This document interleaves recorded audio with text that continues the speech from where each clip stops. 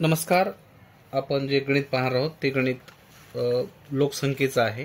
थोडंसं वेगळ्या पद्धतीचं आहे ते गणित बघा.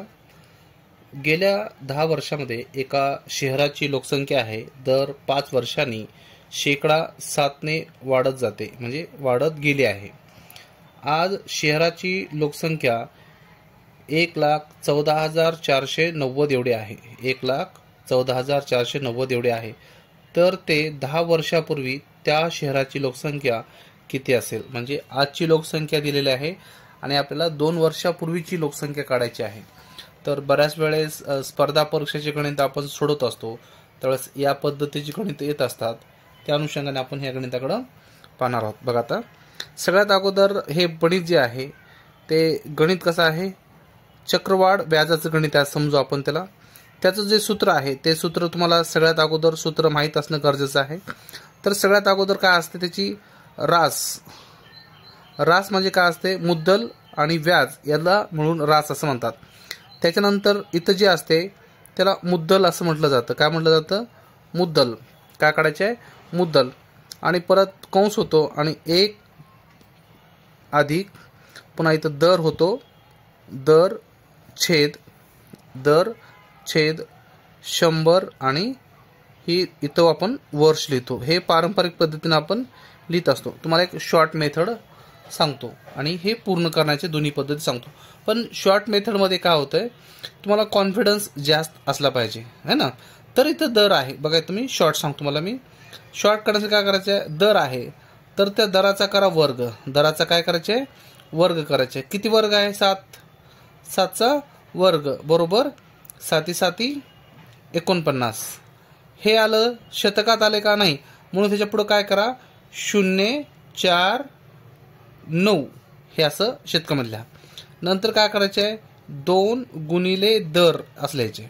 2 गुणिले दर, 2 गुणिले 7 बरोबर 7 दुनी 14. इकडं 14 लिहिलं. आता विशेष म्हणजे काय आहे, याची मांडणी थोडीशी लक्ष देऊन जर पाहिला तुम्हाला तर लक्षात येईल. बघा, 049 आले. तर आता हे शतक आहे, इथं शतक आलं नाही, पण हे शून्य वाढून आपण काय केलंय, त्याचं शतक बनवलंय. अंकाच्या ह्या बाजूला जर आपण किती जर शून्य लिहिलं तर त्या शून्याची किंमत कशी असते, शून्यच असते, त्याला कोणतीही किंमत राहत नाही. मग आपण काय केलं, ह्या शतकाच्या खाली हे 4 लिहिलं आणि त्याच्या पुढे ही एक लिहिलं. आणि आता ह्याची करायची आपल्याला बेरीज. काय करायची आहे, बेरीज. बेरीज केल्यानंतर काय मिळेल, 9 4 4 1. 4 अंक आले का नाही, 4 अंकानंतर तुम्ही इथं काय द्या, पॉईंट द्या. काय द्यायचं, पॉईंट. गुणिले. आता इथं आपल्याला जी काही मुद्दल असेल त्या मुद्दलानं या संख्येला गुणायचं. ह्या संख्या गुणल्यानंतर आपल्याला जे मिळणार आहे ते काय मिळेल, तिथं व्याज मिळतं. पण एकंदरीत ह्याला शॉर्ट मेथडनं जर करायचं म्हटलं तर आपला प्रॉब्लेम असा येतो, आपलं उत्तर एवढंच येऊ शकतं की 1449. पण आपलं उत्तर हे राहणारच नाही आहे, कारण इथं मूळ जी लोकसंख्याच आहे 1,14,490 एवढी लोकसंख्या आहे गावची, आणि ती आता कमी होणार आहे. जर आपण ह्याच्या आधारे जर तुम्ही घेतलात तर 14,490 एवढी लोकसंख्येची वाढ झालेली आहे. आणि आता मूळ संख्या आता 1,00,000 एवढी लोकसंख्या त्या गावची 10 वर्षापूर्वी होती, असा आपण इथं या आधारे करू शकतो. पण तुम्हाला हा आधार समजण्यासाठी तुमच्याकडं कॅपेबल बुद्धी असणं आवश्यक आहे, आणि त्यासाठी तुम्हाला बराच खर्च आहे, जो वेळ तो खर्च करणं अपेक्षित आहे.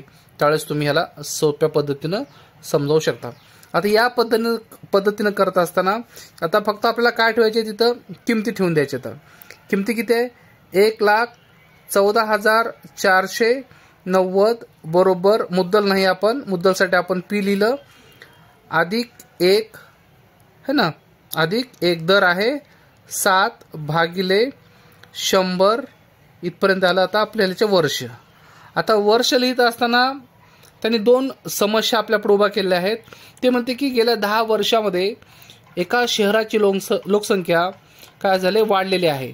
पण दर 5 वर्षांनी म्हणले, म्हणजे 5 आणि 5 10, म्हणजे 2दा लोकसंख्या ती काय झाली, वाढलेली आहे. म्हणजे आपण इथं 10 वर्ष लिहायच्या ऐवजी इथं आपण 2 वर्ष जर लिहिलं तर आपल्याला ते गणित पूर्ण बसू शकते. आता ह्या गणिताला पूर्ण करण्यासाठी लिहिलं 1,14,490 पी कंसात हे करून घेतलं आपण 107 भागिले 100 कंसाचा वर्ग. आता आपल्याला जर पी ची किंमत काढायची असेल, हा कंस काय करला आपल्याला पूर्णपणे या बाजूला घेऊन जावं लागेल, त्यावेळेस आपल्याला पी ची किंमत पूर्ण मिळेल. म्हणजे काय होईल 1,14,490 गुणिले 100 जे खाली आहे ते 100 वर जाईल, वर्गामध्ये आहे म्हणून आपण काय केलं त्याला दोनदा लिहिलं, भागिले 107 गुणिले 107 बरोबर पी. या प्रकरणामध्ये आपण इथपर्यंत क्लिअरली करू शकतो.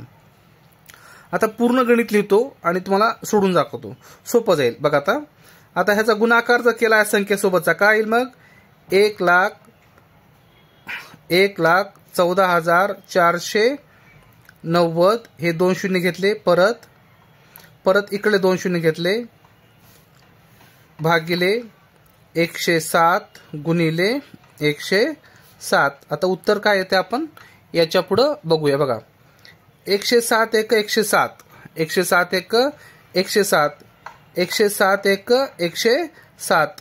आता 114 मधून 107 गेले तर किती उरतील आपल्याकडं 7 उरतील. किती उरतील 7, 74. मग 107 न 74ला भाग जाईल का, जाणार नाही. म्हणून काय केलं आपण शून्याचा भाग दिला.